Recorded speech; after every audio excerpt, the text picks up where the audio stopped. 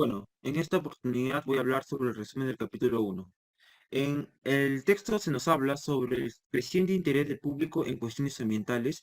Como muestra de ello, en 1992 se desarrolló una conferencia de las Naciones Unidas que se celebró en Río de Janeiro, denominada la Cumbre de la Tierra, donde se firmaron distintos compromisos. Pero hay una premisa dada al inicio por Lester Bourne que expone una contradicción entre estos esfuerzos y el continuo deterioro del medio ambiente. Además, se hace un debate ético en torno a la crisis ecológica. Se centra en dos enfoques principalmente, el individualismo y el comunitarismo. La discusión gira en torno a si deberíamos centrarnos en los derechos e intereses de los individuos, incluyendo seres no humanos, o en la protección de sistemas ecológicos complejos. Se nos habla de distintas posturas también en el texto, como la de Peter Singer, que tiene una postura individualista, que plantea la obligación moral de evitar el sufrimiento de los animales no humanos enfocado en ideas utilitaristas, ya que traerá un beneficio mayor. Asimismo, ataca al especiesismo, un tipo de discriminación basada en la especie. Muy distinta de Singer, es la idea de algunos defensores del medio ambiente, que están dispuestos a sacrificar a los individuos a fin de preservar, diré, los sistemas ecológicos, como es el caso de Aldo Leopold, que tiene una postura más comunitarista. En su libro de Ética de la Tierra, promueve una indiferencia al sufrimiento de los animales y se enfoca en preservar la integridad y estabilidad de los ecosistemas. Bueno, otro pensador también es el individualista Tom Reagan, un propulsor de la liberación animal vía reconocimiento de derechos. Polemiza con Singer por considerar el planteo utilitarista demasiado débil para defender dicha postura. En la década del 70 hubo un aumento significativo en la conciencia ecológica y se llevaron a cabo numerosas conferencias. En estas conferencias se comenzó a vincular la calidad del medio ambiente con los derechos fundamentales. Sin embargo, estos enfoques han sido objeto de debate y críticas constantes. Muchas gracias. Buen día, profesor y presentes. En esta oportunidad les hablan Angeli y Xiomara Félix Coronel y les hablaré sobre los aspectos interesantes y relevantes de los problemas éticos del medio ambiente. Para poder hablar sobre este tema, se requiere de concientizar y reflexionar sobre los problemas como la pérdida millonaria de las hectáreas de la capa de los árboles, la desaparición de las especies vivas, el incremento a niveles alarmantes de la población mundial, entre otros problemas. Por ello y más, se discute abundantemente en el desarrollo de la ética el tema sobre la crisis ecológica. Base a todo esto, lo que más me llamó la atención fueron estas dos perspectivas, que por un lado tenemos la perspectiva atomista individualista, que propone preservar o cuidar el medio ambiente para que las personas actuales y futuras puedan disfrutar de un ambiente de calidad. Mientras que por otro lado tenemos a una perspectiva holística comunitaria, que enfoca más o quien propone un igualitarismo entre los seres vivos, es decir, poner en una balanza, en equilibrio, que no priorice ni que discrimine a un individuo por ser parte de una especie diferente. En otras palabras, para mí, esta primera parte del capítulo del libro se enfoca más en las diferencias de estas dos perspectivas y la contribución que estas tienen en la solución de la ética ecológica desde un pensamiento ético. Durante mi leída al capítulo asignado, me pareció relevante hablar sobre estas dos posturas de estos diferentes filósofos, pues pueden llegar a ser muy diferentes, pero a la vez óptimas. Porque tenemos por un lado a Peter Singer, que me habla que el sufrimiento, de minimizar el sufrimiento del animal no humano, pues esta es una obligación del hombre, es una obligación moral del hombre. Y esto lo habla desde un pensamiento más utilitarista, que me parece un poco excesivo. Pues por otro lado tenemos a Albert Paul, que habla, que mantiene una postura un tanto indiferente al sufrimiento del animal no humano, pues él no define a la población para servir a este hecho, sino más bien para para mantener una integridad, una estabilidad y la belleza de la comunidad biótica o biodiversidad. Por último, se manifestó algunas declaraciones, como la Declaración de la Conferencia de las Naciones Unidas en 1972, que nos dice: los hombres tienen el derecho fundamental a la libertad, la igualdad y las condiciones adecuadas de vida en un medio ambiente con una calidad tal que permita una vida con dignidad y bienestar. Como también el principio 1 de la Carta de la Tierra de 1992, 20 años después. Los seres humanos constituyen el centro de las preocupaciones relacionadas con el desarrollo sostenible. Tienen derecho a una vida saludable, productiva y en armonía con la naturaleza. Si bien es cierto, estas dos declaraciones pueden traer confusión, un poco de ambigüedad e incertidumbre, pues supuestamente son muy parecidos, aparentemente, pero en la primera parte del capítulo del libro, nos pueden explicar detalladamente este, cuáles son las diferencias entre estas dos declaraciones y que realmente están enfocados en objetivos diferentes.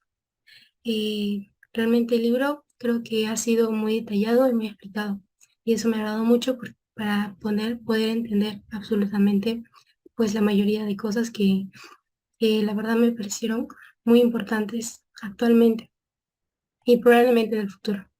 Y bueno, eso es todo. Muchísimas gracias por su atención. Le paso la mano a mi compañera. Le paso. Aspectos con los que no estamos de acuerdo. El uso del lenguaje complejo. Si bien es una obra de ética sobre el medio ambiente y tiene participantes y temas filosóficos, y por ello el uso del lenguaje complejo, si su objetivo es llegar a concientizar a las personas sobre lo que pasa en el medio ambiente, el uso de un lenguaje sencillo facilitará su llegada al público. Número 2. Ideas extremas.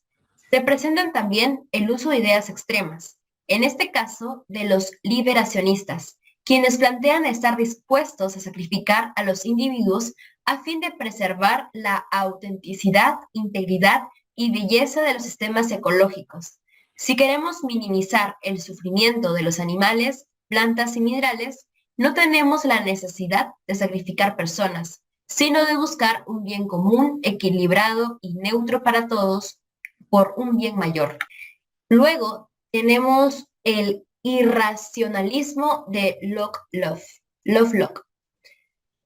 No estamos de acuerdo con la idea de dibujar un círculo mágico alrededor de los seres humanos, separándolos de las formas de vida, ya que nosotros necesitamos de ellos y sin ellos morimos. Casi al final del capítulo se menciona que nadie está en condiciones de asumir los enormes costos que implicaría respetar la naturaleza. Pero si bien es cierto, hay grupos ecologistas, naciones y organizaciones que pueden hacerse cargo, como es el caso de los participantes de la Conferencia de las Naciones Unidas en 1992. Ahí prometieron cumplir con ciertos acuerdos y ya es hora de tomar acción por el bien de nuestro planeta y de nosotros mismos. Gracias. En el segundo capítulo del subtema Problemas éticos del medio ambiente, este se encarga de exponer los problemas que se presentan al abordar la discusión de la crisis ecológica. Uno de esos problemas que viene a ser los derechos de las generaciones futuras. Estos derechos se presentan a dos cuestiones. La primera, que viene a ser a qué clase de entidades es posible atribuir derechos morales, y la segunda, que viene a ser qué tipo de restricciones normativas impondrían tales derechos. Para el primer punto, las generaciones futuras, los fetos y los vegetales humanos presentan problemas ya que es difícil de determinar sus intereses. Por eso, en las siguientes líneas nos mencionan las opiniones donde Joel Feinberg y nos dice que dichas generaciones futuras, fetos y vegetales humanos, no presentan intereses actuales, mientras que Annette Bayer nos menciona el concepto de intereses humanos comunes, donde que entre ellos dos se basan, no, donde que entre ellos dos tienen de similitud de que las generaciones futuras lo que deben de tener es aire puro, suelo fértil y un lugar no concurrido, o sea que no esté muy habitado. Después de ello, nos menciona un principio general guía de Green, y también los textos de Rawls sirven para las opiniones de Annette Bayer. Después de ello, nos hablan de un punto económico utilitarista de Daly, donde él se encarga de defender la economía basada en el equilibrio físico y el perfeccionismo moral, donde él defiende la maximización de la vida. Y hasta ahora, entre todas esas líneas, todo eso se trató de la toma de decisiones para ver qué recursos naturales no renovables era necesario conservar para las generaciones futuras. Después de ello entra el concepto de calidad de vida, donde se asocia el nivel de justicia social. Entre H. Bedau y Annette Bayer, sus definiciones de calidad de vida se basan en los textos de Rawls. Y después de ello nos hablan de la prevención del patrimonio ecológico, donde nos dicen que el derecho a la propiedad no incluye el de su destrucción y donde nos hablan de la protección del suelo. Gracias. En esta oportunidad, el que les habla es Cristian Manuel Marcos Yarleque. Les voy a hablar sobre las apreciaciones positivas del capítulo 2. Principalmente, Freiberg nos habla sobre nuestros derechos y obligaciones para que nuestras futuras generaciones gocen de un ambiente de calidad.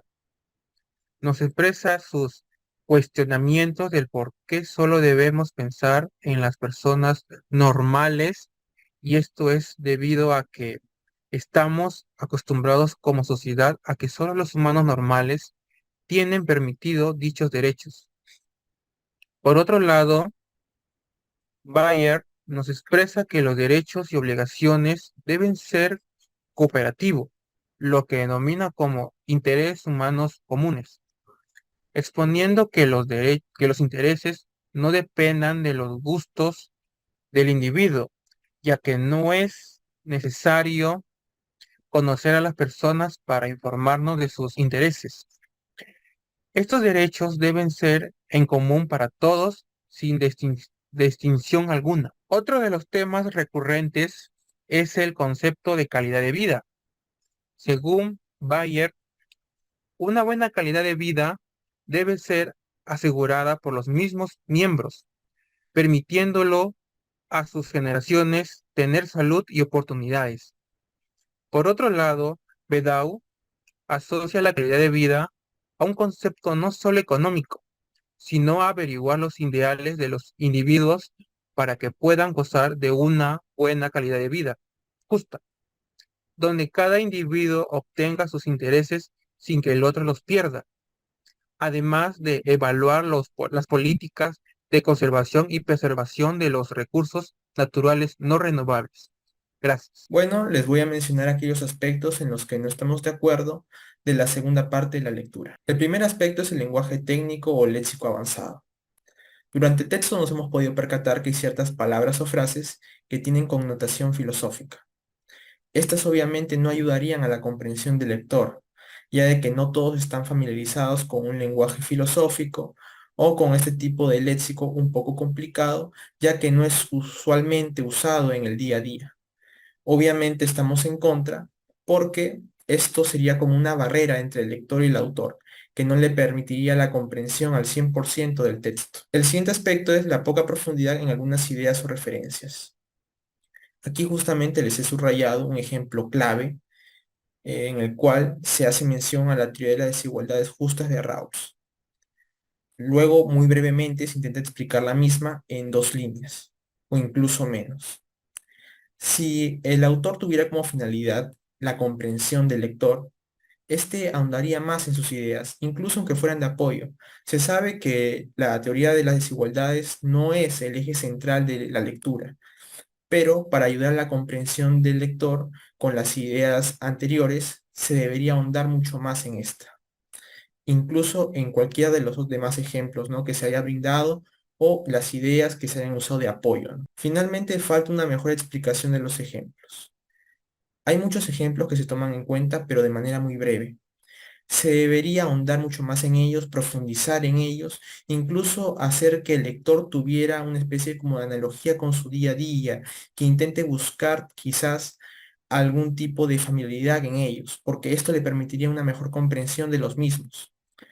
Y bueno, esto sería todo.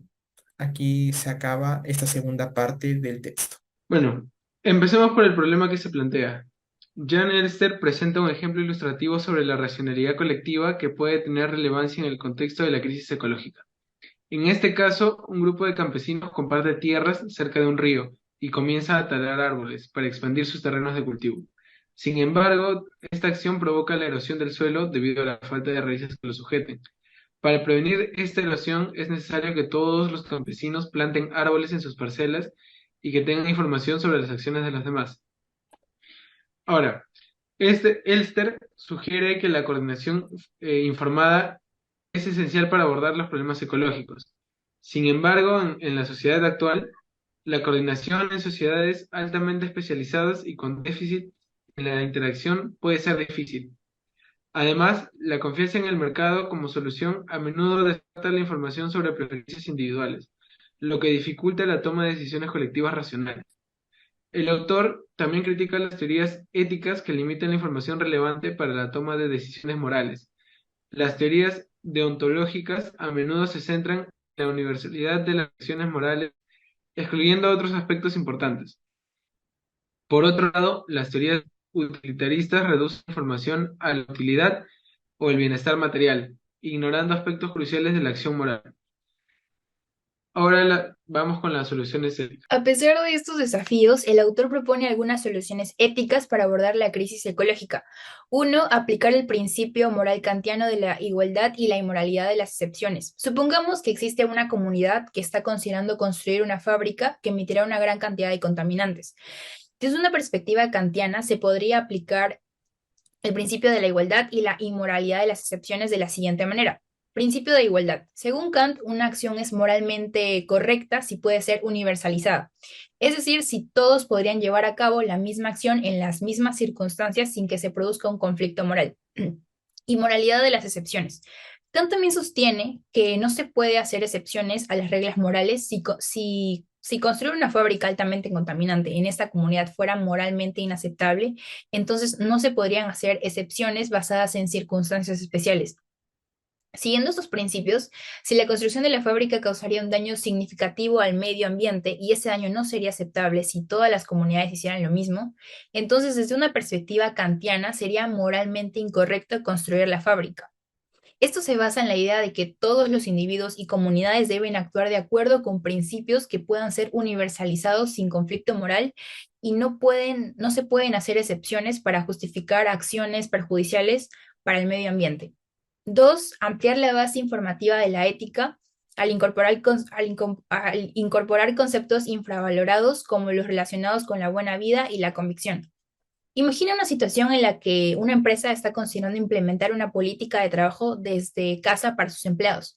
Tradicionalmente, las consideraciones éticas en el ámbito laboral se centran en aspectos como salario justo, las condiciones de trabajo seguras y el respeto a los derechos laborales.